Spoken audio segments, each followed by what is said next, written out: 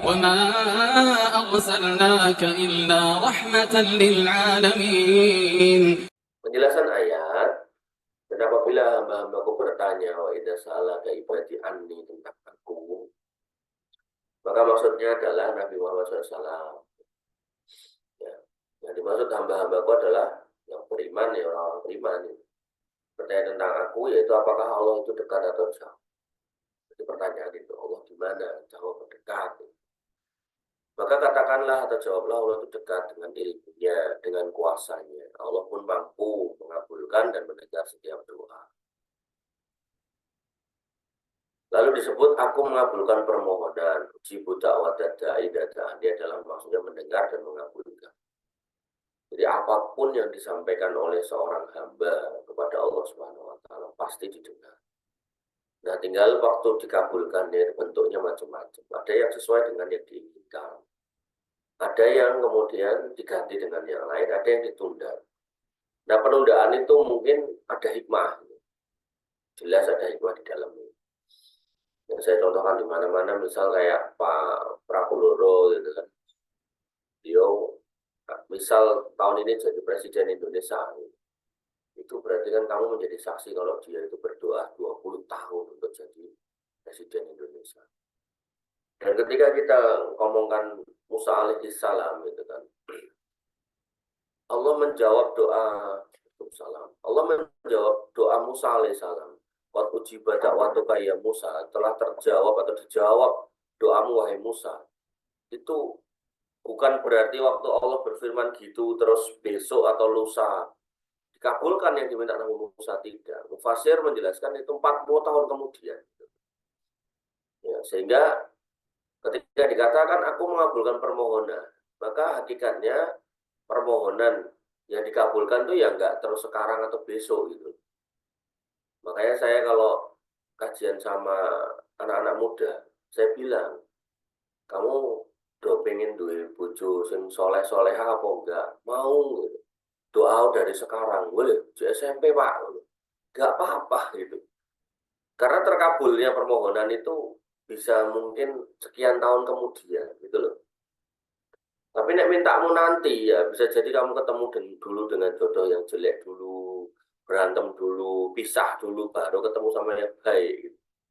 Nah, maka ketika dikatakan aku mengabulkan permohonan, uji buta wadadai dadani, maka yang harus kita pahami nggak selalu ya, itu diberikan sekarang atau besok. Ya, tadi tak contoh-contohkan tadi Pak Prabowo, Musa alaihissalam gitu kan. Nah, saya pun pernah juga minta, ya Allah saya minta duit 100 miliar, pernah saya. Nah, aku nak dikei gopo, nah itu. Karena mungkin saya belum tahu nak dikei gopo, akhirnya saya belum dikei gitu.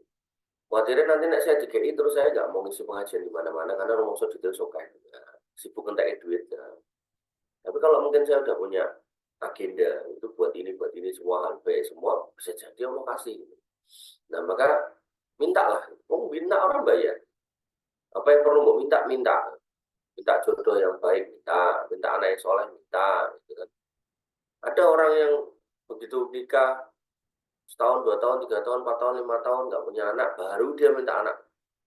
Kemudian dikabulkan 10 tahun kemudian. Nah, jadi nek nikah umur selawi tambah 15, ketemu 40 tahun baru punya anak. Ya kan? Gendongan wis angel, boyo itu sakit. Gitu. Maka mintalah. Mumpung minta itu nggak bayar. Idadaan maksudnya ketika berdoa, yaitu benar dalam berdoa. Doanya juga ketika aku nggak kabul-kabul, kita harus introspeksi, doanya benar nggak nih? Yang pertama, hati dalam keadaan hadir. Maksudnya itu tulus gitu loh, berdoanya beneran minta yang benar gitu. Ya, ada orang yang minta nggak serius gitu. Misal kamu minta ke orang tuamu, Bu, jadi deh. Itu nek orang tuanya saya gah. Tapi kalau minta ya bener, Bu, minta uangnya, nyuruh artone, gua betul gak? Gile pulau tentang gini, jelas ke alon-alon dengan bahasa sopan ya, insya Allah kasih. Kemudian yang kedua memenuhi syarat-syarat terkabulnya doa seperti ikhlas dalam berdoa, tulus, gitu. menjauhkan diri dari hal-hal yang membuat doa tidak terkabul seperti makanan haram dan berlebihan dalam berdoa. Ya, makanan haram itu juga bisa menghalangi doa ya, karena ada kisahnya seorang laki-laki yang kemudian dikatakan bekas safar, doso, menadahkan tangan ke langit, kemudian dia mengatakan ya Robbi, ya Robbi, ya Robbi. Itu semua ada pada doa dia terapkan, tapi fa'akluhu haramun, wa mat'amuhu haramun, wa malbasuhu haramun, wa udiya bil harami. Pakaiannya haram, makanannya haram, minumannya haram, hidupnya berkelimbang dengan barang haram, wa udiya bil harami. Kata Nabi Fa'anda yustajabulah. Mana mungkin dia dikabulkan doanya. Penting tuh. Kalau tuh orang kabul-kabul, maka dicek. Jangan-jangan ada makanan haram yang sudah kita telan.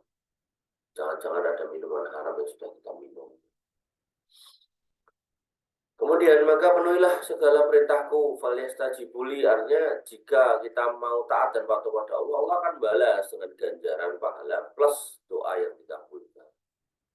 Dalilnya apa? Wa may yattaqillah yaj'al lahu makhraja wa yarzuqhu min haitsu la yahtasib. Artinya ketika kita kemudian benar-benar memenuhi perintah Allah, maka kalau kita kemudian berdoa kepada Allah, doanya insya Allah dikabulkan.